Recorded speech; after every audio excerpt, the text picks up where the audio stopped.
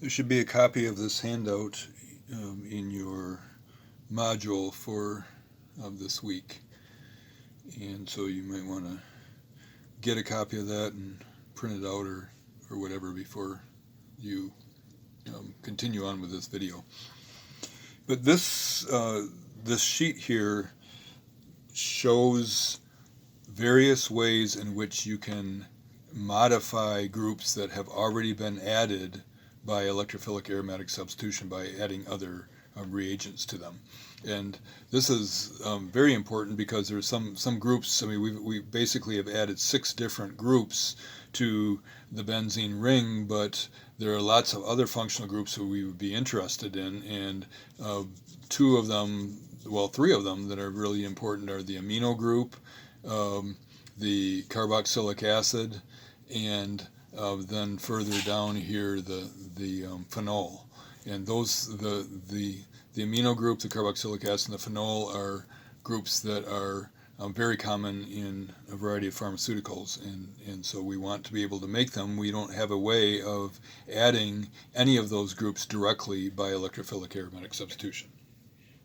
So the first one here, if we add a nitro group, and you know how to add a nitro group, we can reduce that nitro group to an amino group by adding first iron and H3O, and then secondly adding hydroxide. And I believe this is the method that's listed in your book. There's actually lots of different ways to do this, this transformation. Another way that you may see is adding tin chloride first with the H3O, and then in step number 2 adding the hydroxide again.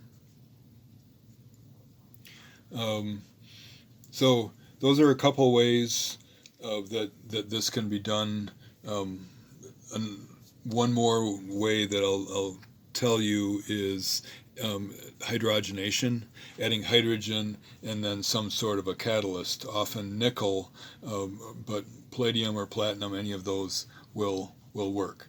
And so this is a way of, if you wanted an amino group, to convert a nitro group to an amino group. And this is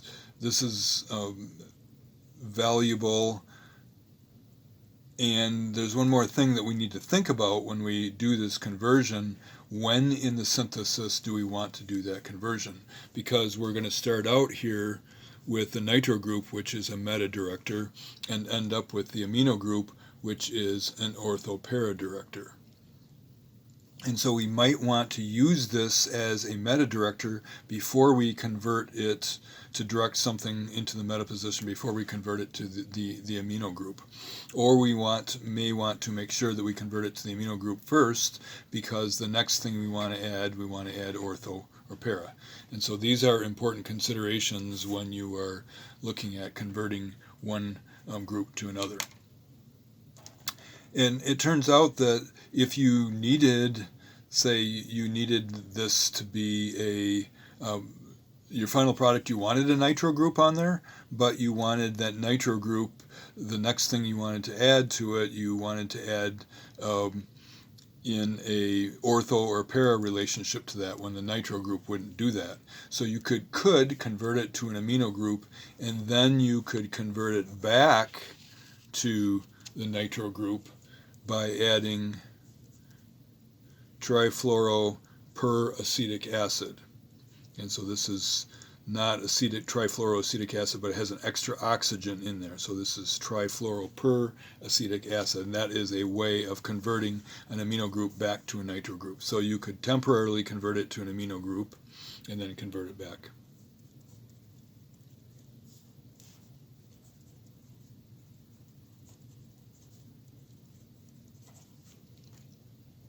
Okay, so that's the first reaction.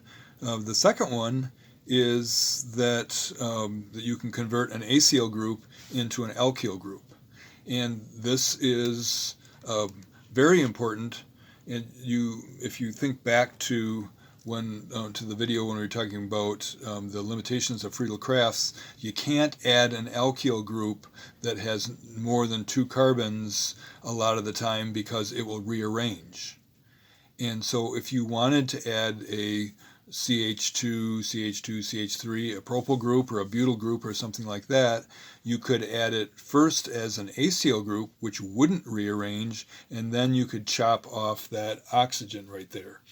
And one of the ways that you can do that is adding hydrogen in an appropriate catalyst like palladium or platinum.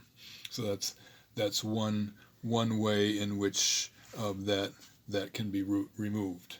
A couple other ways that can be done include adding zinc amalgam, which is zinc dissolved in mercury, which is a liquid, in the presence of HCl. That will do that reaction. And there's another reaction that we will get to later in the course that I'm not going to bother with. But again, we're starting out here with a meta-director, and we're ending up with an ortho-para-director. And so so say that the alkyl group was our final goal here. We could add it as an alkyl group if it wasn't going to rearrange, but even if it wasn't going to rearrange, maybe we need the next group to be adding meta to it. And so if we add it as a meta-director and Friedel-Crafts acylation first, then we could later convert it to an alkyl group after we use this meta-directing ability to direct the next group meta to it and then convert it into an alkyl group. So another very valuable use of this conversion. One of the main reasons that it's typically used is to avoid the rearrangement that occurs with alkylation, and instead add the acyl group, which won't rearrange, and then chop off the oxygen there. The next group that we are very interested in is the carboxylic acid, and there's no way to add that directly to the benzene ring, and so we can add it first as an alkyl group, and then we can oxidize it. And the typical way that it is oxidized is using the strong oxidizing agent potassium permanganate. And in that process, you're converting an ortho-para-director into a meta-director. So again, you think about, when are you going to do this conversion?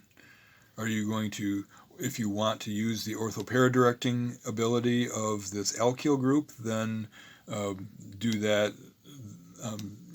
let it direct first and then oxidize it. If the next group you want to add is going to be meta to this, then you need to convert it first to the carboxylic acid and then add the next group. So valuable reactions. Next reaction is just adding magnesium to a benzene ring that has a halogen on it, and that forms something that is called a Grignard reagent. And if you had Dr. Dorado first semester, he probably talked about it, and you know something about it. And if you had me first semester, then you probably didn't hear about it.